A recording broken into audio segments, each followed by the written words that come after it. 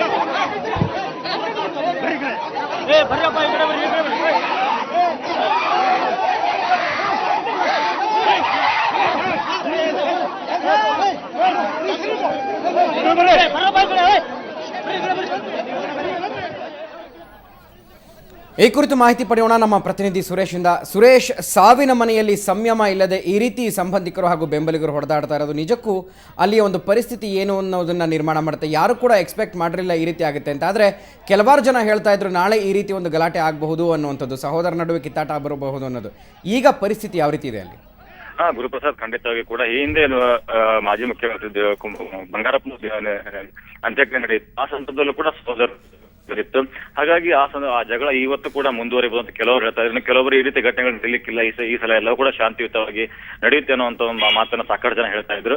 ಆದ್ರೆ ನಿನ್ನೆ ಸಾಯಂಕಾಲದಿಂದಲೂ ಕೂಡ ಯಾರು ಅಂತ್ಯಕ್ರಿಯೆ ಮಾಡ್ಬೇಕನ್ನೋ ವಿಷಯಕ್ಕೆ ಸಂಬಂಧಪಟ್ಟಂತೆ ಸಾಕಷ್ಟು ಕೂಡ ಒಂದು ಗೊಂದಲ ನಿರ್ಮಾಣವಾಗಿತ್ತು. ಹಾಗಾಗಿ ಮುಂಜಾನೆ 6:30 ಸುಮಾರಿಗೆ ಆ ಒಂದು ಪಾರ್ಥಿವ ಶರೀರ ಶಕುಂತಲಾ ಬಂಗಾರಪ್ಪ ಅವರ ಪಾರ್ಥಿವ ಶರೀರ ಕುಬಟೂರಿನ ನಿವಾಸಕ್ಕೆ ಆಗಮಿಸಿತು. ಬಳಿಕ ಅವರ ಅಭಿಮಾನಿಗಳ ಸಾಕಷ್ಟು ಜನರಿಗಂತೂ ಅಂತಿಮ ದರ್ಶನ ಪಡೆಯುವುದಕ್ಕೆ ಅವರ ಮನೆ ಮುಂಭಾಗದಲ್ಲಿ ಅವರ ಪಾರ್ಥಿವ ಶರೀರ ಇಡಲಾಗಿತ್ತು. ಆ ನಂತರ ಸಾಕಷ್ಟು ಹೊತ್ತಿನ ನಂತರ ಕುಮಾರ್ ಬಂಗಾರಪ್ಪ ಅವರ ಸಂಬಂಧಿ ಪಾಲಕ್ ಶಾ ಅವರ ಸಂಬಂಧಿಕರೆಲ್ಲರೂ ಕೂಡ ಆ ಒಂದು ಪಾರ್ಥಿವ ಶರೀರದ ಅಂತಿಮ ದರ್ಶನ ಪಡೆಯುವುದಕ್ಕೆ ಆ ಒಂದು ನಿವಾಸಕ್ಕೆ ಭೇಟಿ ಕೊಟ್ಟರು. ಆ ಸಂದರ್ಭದಲ್ಲಿ ಒಂದು ದರ್ಶನ ಪಡೆದ ಕೆಲವೇ ಕ್ಷಣಗಳ ನಂತರ ಈ ಒಂದು ಗೊಂದಲದ ವಾತಾವರಣ ನಿರ್ಮಾಣವಾಗಿತ್ತು.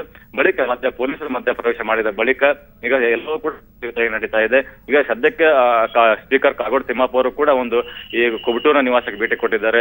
ಶಕುಂತಲಾ ಬಂಗಾರಪ್ಪ ಪಾರ್ಥಿವ ಶರೀರದ ಅಂತಿಮ ದರ್ಶನವನ್ನು ಅವರು ಕೂಡ ಪಡೆದುಕೊಂಡಿದ್ದಾರೆ. ಇನ್ನು ಕೆಲವೇ ಕ್ಷಣಗಳಲ್ಲಿ ಇಲ್ಲಿಂದ ಕುಬಟೂರಿನಿಂದ ಸೊರಬದ ಕಡೆಗೆ ಶಕುಂತಲಾ ಶಕುಂತಲಾ ಬಂಗಾರಪ್ಪನವರ ಒಂದು ಪಾರ್ಥಿವ ಶರೀರದ ಮೆರವಣಿಗೆ ಹೊರಡಲಿದೆ. ಸುರೇಶ್, ಬಂಗಾರಪ್ಪನವರು ತೀರ್ಕೊಂಡಾಗ್ಲೂ ಅವರ ಒಂದು ಅಂತ್ಯ ಸಂಸ್ಕಾರ ಸಂದರ್ಭದಲ್ಲೂ ಕೂಡ ಇದೇ ರೀತಿ ಜಗಳ ಆಗಿತ್ತು, ವಾಗ್ವಾದ ಆಗಿತ್ತು, ಸಹೋದರರ ನಡುವೆ ಕಿತ್ತಾಟ ಆಗಿತ್ತು.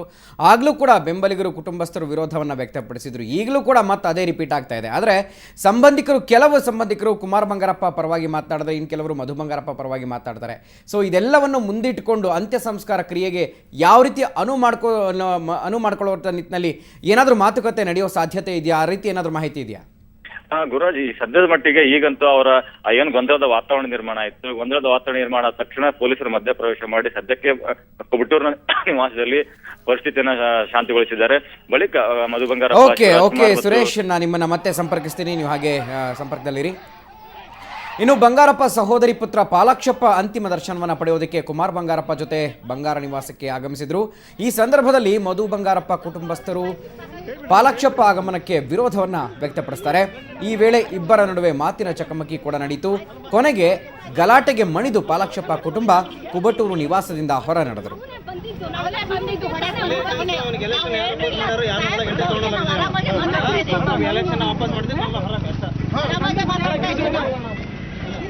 ಅವರು ಏನು ನಾವು ಕುಮಾರ್ ಬಂಗಾರಪ್ಪ ಮಾಡಿ ಸಪೋರ್ಟ್ ಆಗಿರೋದಕ್ಕೆ ಬೇಕು ಅಂತೇಳಿ ನಾವು ಅಲ್ಲಿ ಎಂಟ್ರಿಗೆ ಶವದ ಮೇಲೆ ಇವರು ರಾಜಕೀಯ ಮಾಡಾಕತ್ತಾರೆ.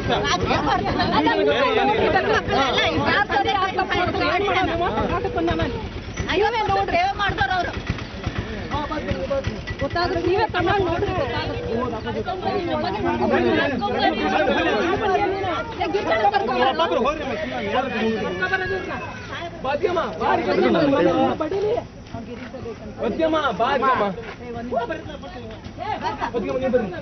ಬರ್ಲಿ ಅವರೆಲ್ಲ ಬರ್ಲಿ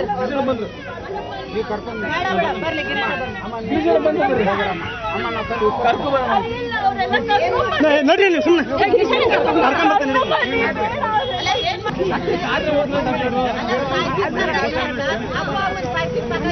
ಕೈ ಬಿಡ್ರಿ ನೀವು.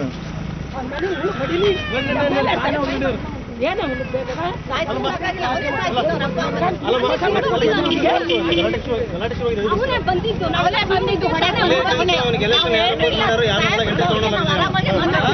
ಎಲೆಕ್ಷನ್ ವಾಪಸ್ ಮಾಡ್ತೀವಿ. ಅವರು ಏನು ನಾವು ಕುಮಾರ್ ಬಂಗಾರಪ್ಪ ಮಾಡಿ ಸಪೋರ್ಟ್ ಆಗಿರೋದಕ್ಕೆ ಬೇಕು ಅಂತೇಳಿ ನಾವು ಅಲ್ಲಿ ಎಂಟ್ರಿಗೆ ಶವದ ಮೇಲೆ ಇವರು ರಾಜಕೀಯ ಮಾಡಾಕತ್ತಾರೆ.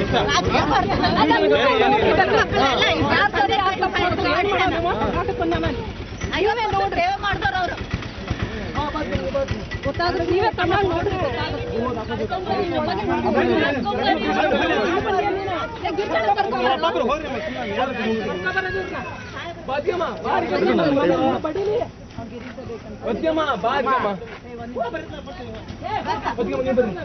ಬರ್ಲಿ ಅವರೆಲ್ಲ ಬರ್ಲಿ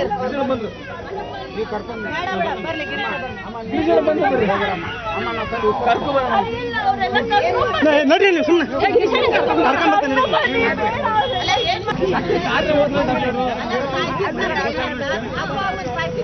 ಸುಮ್ಮನೆ ಕೈ ಬಿಡ್ರಿ ನೀವು.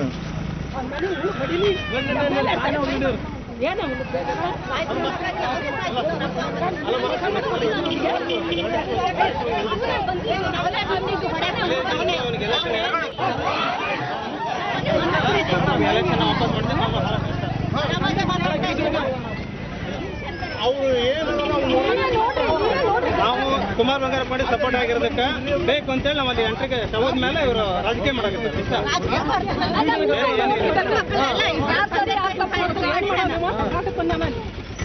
ನೋಡ್ರಿ ಮಾಡ್ತಾರ ಅವರು.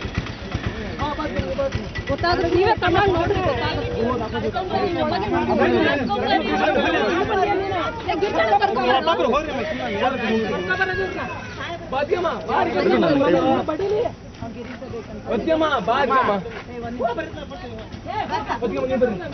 ಬರ್ಲಿ ಅವರೆಲ್ಲ ಬರ್ಲಿ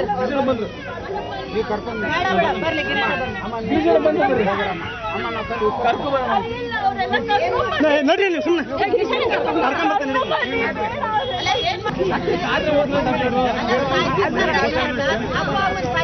ಕೈ ಬಿಡ್ರಿ ನೀವು.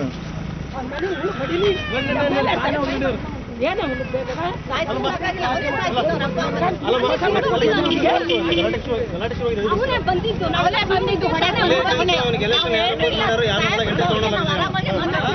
ಎಲೆಕ್ಷನ್ ವಾಪಸ್ ಮಾಡಿದ್ರೆ ನಮ್ಮ ಹೊರ ಕಷ್ಟ.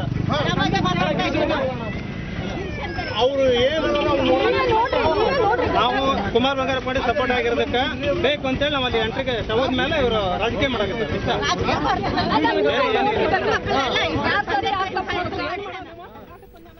ಎಸ್, ಮತ್ತಷ್ಟು ಮಾಹಿತಿ ಕೊಡ್ತಾರೆ ನಮ್ಮ ಪ್ರತಿನಿಧಿ ಸುರೇಶ್. ಇನ್ನು ಗಲಾಟೆಗಳು ಕೂಡ ಜೋರಾಗ್ತಾ ಇದೆ. ಇನ್ನು ಸಂಬಂಧಿಕರುಗಳು ಕೂಡ ಒಂದು ಅವಕಾಶವನ್ನು ಕೊಡ್ತಾ ಇಲ್ಲ ಒಂದು ಅಂತಿಮ ದರ್ಶನವನ್ನು ಪಡೆಯೋದಕ್ಕೆ. ಯಾಕೆ ಈ ರೀತಿ ಮಾಡ್ತಾ ಇದ್ದಾರೆ? ಗುರುಪ್ರಸಾದ್, ಇದು ಏನಂತಂದ್ರೆ ಇತ್ತೀಚಿನ ಒಂದು ಘಟನೆ ಅಲ್ಲ, ಇದು ಸಾಕಷ್ಟು ವರ್ಷಗಳ ಹಿಂದಿನಿಂದಲೂ ಕೂಡ ಅವರ ಕುಟುಂಬದಲ್ಲಿ ನಡೆದಂತ ಒಂದು ಗಲಾಟೆಗಳು. ಹೀಗಾಗಿ ಅದು ಇದು ಬಂಗಾರಪ್ಪನವರು ನಿಧನರಾದಾಗಲೂ ಕೂಡ ಈ ರೀತಿಯ ಘಟನೆಗಳು ನಡೆದಿದ್ದು. ಅವರ ಅಂತ್ಯಕ್ರಿಯೆ ಸಂದರ್ಭದಲ್ಲೂ ಕೂಡ ಸಹೋದರ ನಡುವೆ ಗಲಾಟೆ, ಅವರ ಸಂಬಂಧಿಕರು ಕೂಡ ಗಲಾಟೆಗಳಾಗಿದ್ದು. ಅದು ಈಗಲೂ ಕೂಡ ಅವರ ತಾಯಿಯವರು ಶಕುಂತಲಾ ಬಂಗಾರಪ್ಪನವರ ನಿಧನರಾಗಿದ್ದಾರೆ. ಅವರ ಅಂತ್ಯಕ್ರಿಯೆ ಸಂದರ್ಭದಲ್ಲಿ ಕೂಡ ಅದು ಹೊರಗೊಳಿಸಿರುವಂತದ್ದು. ಇವತ್ತು ಪಾಲಕ್ಷಪ್ಪ ಅವರು ಕೂಡ ಕುಮಾರ್ ಬಂಗಾರಪ್ಪನ ಒಂದು ಭೇಟಿಗೆ ಹುಟ್ಟೂರು ನಿವಾಸಕ್ಕೆ ಭೇಟಿ ಕೊಟ್ಟರು. ಆ ಸಂದರ್ಭದಲ್ಲಿ ಕುಮಾರ್ ಬಂಗಾರಪ್ಪನವರ ಜೊತೆಗೆ ಪಾಲಕ್ಷಪ್ಪ ಅವರ ಕುಟುಂಬದವರು ಕೂಡ ಒಟ್ಟಿಗೆ ಭೇಟಿ ಕೊಟ್ಟರು. ಆ ಸಂದರ್ಭದಲ್ಲಿ ಒಂದು ಗೊಂದಲದ ವಾತಾವರಣ ಉಂಟಾಯಿತು. ಮಾತಿನ ಚಕಮಕಿ ನಡೆಯುವ ಜೊತೆಗೆ ನೂಕಾಟ, ತಳ್ಳಾಟ ಎಲ್ಲವೂ ಕೂಡ ನಡೆದು ಒಂದು ಸ್ಥಳದಲ್ಲಿ ಕೆಲವು ಹೊತ್ತುಗಳ ಕಾಲ ಒಂದು ರೀತಿ ಗೊಂದಲದ ವಾತಾವರಣ ನಿರ್ಮಾಣವಾಗಿತ್ತು. ಬಳಿಕ ಪಾಲಕ್ಷಪ್ಪ ಹಾಗೂ ಆತನ ಕುಟುಂಬದವರು ಶಕುಂತಲಾ ಬಂಗಾರಪ್ಪ ಪಾರ್ಥಿವ ಶರೀರದ ಒಂದು ಅಂತಿಮ ದರ್ಶನವನ್ನು ಪಡೆದು ಅವರು ಮನೆಗೆ ತೆರಳಿದ್ದಾರೆ. ಆ ಪಾಲಕ್ಷಪ್ಪ ಕೂಡ ಕುತ್ತೂರು ಗ್ರಾಮದಲ್ಲಿ ಶಾಂತಿ.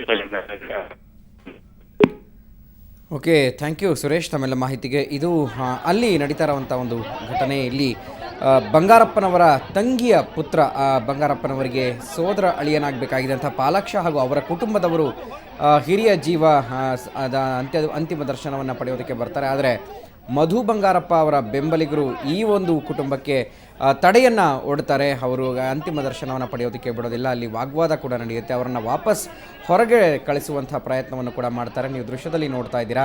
ಪಾಲಾಕ್ಷಪ್ಪ ಕುಟುಂಬಕ್ಕೆ ಅಡ್ಡಿಯನ್ನು ಉಂಟು ಮಾಡ್ತಾರೆ. ಅವರ ಕುಟುಂಬದವರಾದಲ್ಲ, ಅವರ ಮಕ್ಕಳು, ಸೊಸೆಯಂದಿರು ಕೂಡ ಎಲ್ಲರೂ ಕೂಡ ಆ ಒಂದು ಶಕುಂತಲಾ ಬಂಗಾರಪ್ಪನವರ ಅಂತಿಮ ದರ್ಶನವನ್ನು ಪಡೆಯೋದಕ್ಕೆ ಬರ್ತಾರೆ. ಆದರೆ ಅವರಿಗೆ ಅವಕಾಶವೇ ಸಿಗೋದಿಲ್ಲ. ಕೊನೆ ಬಾರಿ ಅವರ ಮುಖ ನೋಡೋದಕ್ಕೂ ಅವರಿಗೆ ಅವಕಾಶ ಸಿಗೋದಿಲ್ಲ. ಕುಟುಂಬದ ಜಗಳ ಯಾವ ಮಟ್ಟಕ್ಕೆ